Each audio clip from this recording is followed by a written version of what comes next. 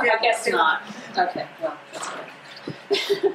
Anyway, our parents, Claire and Bruno Aaron, bought Benford Hall in 1950 to run as a summer hotel for the Tanglewood season, and most of you know that Tanglewood is the summer home of the Boston Symphony Orchestra.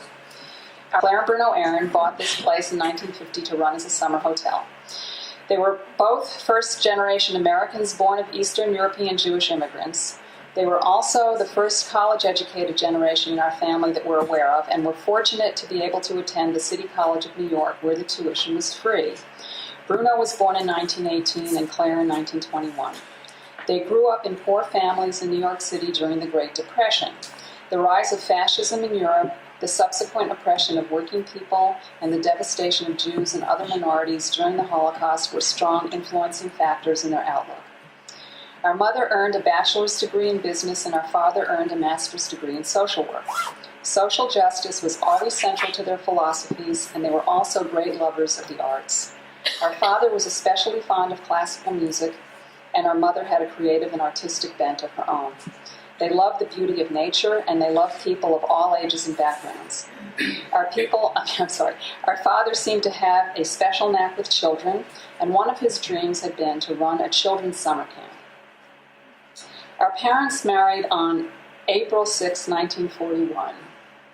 There we go. Applied for jobs as a social worker and found that only Jewish organizations were interested in hiring him.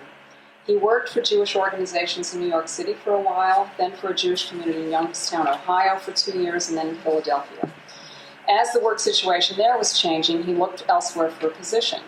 When he interviewed at the Jewish Community Center in Pittsfield, Massachusetts, he was really taken with the beauty of the Berkshires and with Tanglewood.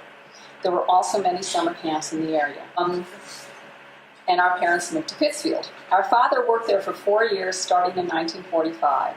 One of the members of the board of the Jewish Community Center was a particularly generous and philanthropic man named Leon Mohill.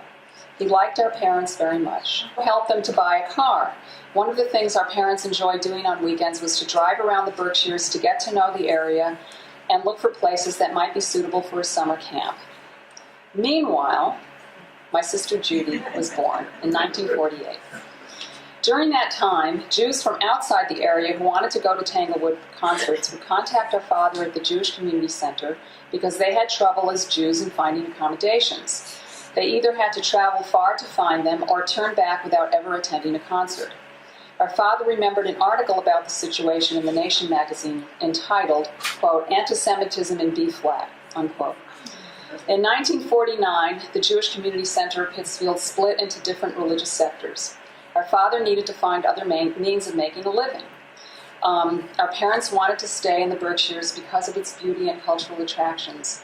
During their weekend travels, they had seen some beautiful frontage property on Laurel Lake for sale, but the cost of setting up a camp seemed prohibitive, and the idea was dropped. However, our father was introduced to Walter Wilson, a man familiar with real estate business, and with a third man, Ben Delson, who could help with financing. They formed Laurel Lake Associates, which bought a lot of the Laurel Lake frontage property. They made money by selling off lots, mostly to people wanting to build frontage homes. They also ended up donating some of it to the town of Lenox for what became the Lenox Public Beach. And there's my dad and us. There's us. Our father continued with some other real estate ventures. One of the places he saw was Benford Hall, which was then called Tracy Hall. It was in foreclosure and only 1 mile from Tanglewood. Mr. Tracy had a contract with Tanglewood to house their students, but it didn't work out. Our parents saw it as a place for a hotel where anybody and everybody could stay without discrimination. And as a music lover, Dad wanted a place that was affordable and available for other young music lovers to stay in, and with enough attractions that people would stay longer than just weekends. That would also help financially. And our parents' benefactor, Leon Mohill, offered them to sell their half of the duplex that he had bought for them to live in and keep the profits for a down payment on Tracy Hall. And so my parents bought it in 1950. And there it was at the time. Fortunately, since it hadn't been lived in as a residence for 20 or more years, it was structurally in relatively good shape. The biggest problem was the furnace that needed replacement, and it was not furnace. Excuse me? We just replaced the furnaces. Yes. Oh, well, at any rate. they needed it then too. Still down there. And it was not furnished. To pay for furniture and the new furnace, they sold off about 8 lots on their new property where people built homes, including, I believe, the Kirbys. One of the master bedrooms in the building was converted into an apartment with a bedroom, parlor, kitchen, and bath for our family. Oops. Well, anyway, that's Judy Mom in the car. And if you want to go the other way. There we go. Very good. We also lived, so that's us. Of course, I wasn't born yet, but we also lived with our father's sister, Rose, and her husband, Menachem, and their 2 children, Charlotte and Ira. And in the middle of the in the middle of the 2 adults is our grandfather. And he didn't live with us, but he lived with our other cousins and family. But he would come and visit. Menachem was a carpenter and helped with many practical repairs and changes needed on the property. Ben Delson, one of the Laurel Lake Associates people, owned a department store in Chatham, New York, and let our parents buy beds, chests, and other furniture wholesale through him. And the president of the Jewish Community Center, Herman Fink, owned a bedding company and sold them more than 100 mattresses at near cost and on advance credit. They purchased chairs and tables from an old closed brewery. See, I have that chair somewhere. Foreclosed property that housed a girls' school. Okay. So, over time, the building became habitable, and other things were fixed as needed. One of the changes that was needed soon was to have a bigger and more practical kitchen suitable for a hotel. The original kitchen was in the basement, the food brought up to the butler's pantry by a dumbwaiter. An adjunct to the pantry was built, so the kitchen was now much bigger and on the first floor. The basement kitchen became the bakery. The first kitchen crew was recruited from a food trades high school. The summer of 1950 was the first season of the hotel and was named Festival House.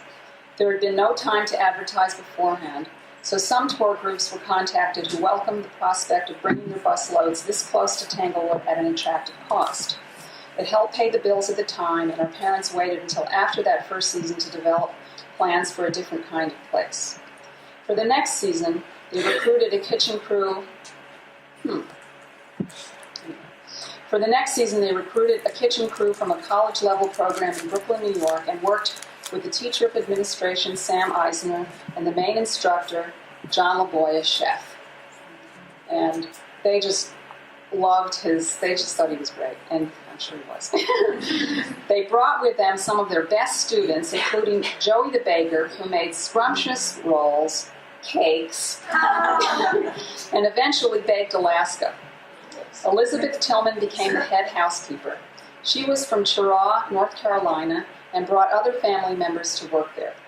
Her relatives, T.D. and then Amanda, were our babysitters, and that's T.D., the first one, and Amanda's there. And Judy and I are here, and then these are children of some of the artists and residents that came, and we'll talk about that later. And then other people babysat for us, including some people in the audience here now, and our cousin Carol. That enabled Claire, our mother, to supervise the maintenance staff and help in all other aspects of the operation, including supervising the waiters, waitresses, etc. For the 1951 season, the Berkshire Music Center let their incoming students know about Festival House and its low rates. See your handout. Oh, look at that. They're pretty low rates. Some came and some continued to come back for several years, including those that eventually formed the Lenox Quartet. Ads were also placed in the National Guardian, which reached people with meager funds who went to Tanglewood. They also contacted the American Youth Hostel and let them use the carriage house for free. That's the carriage house. I think it's a recent picture. It's still looks. At the time, Tanglewood only operated for 4 weekends, and my parents needed more income than those 4 weekends could provide. Our father began selling Israeli bonds during the winters and commuted to and from home every week, but they also rented Festival House to groups off-season for conferences, meetings, and gatherings, especially on holidays and weekends. So this is one example of one group that came. The following are some of the groups our father remembered being there. The New England Federation of Temple Youth, District 1 of the B'nai B'rith Girls, it's a Jewish group, Junior Hadassah, also Jewish, Chinese Christian Youth Conference, a group from the University of Massachusetts, the Pittsfield chapter of the NAACP, a Midwest church group called Young Life. They had some weddings, a hikers group of older people, and orientation meetings for Clark University students. And there probably were more. That was what it was in his memory. Meanwhile, I was born in 1951. I am told that I lived the first 2 years of my life in Festival House, and that I would steal my cousin Ira's cookies right out of his hand as he walked down the big hallway. One time, I had disappeared. They finally found me in the dumbwaiter, where my sister Judy had safely stowed me away.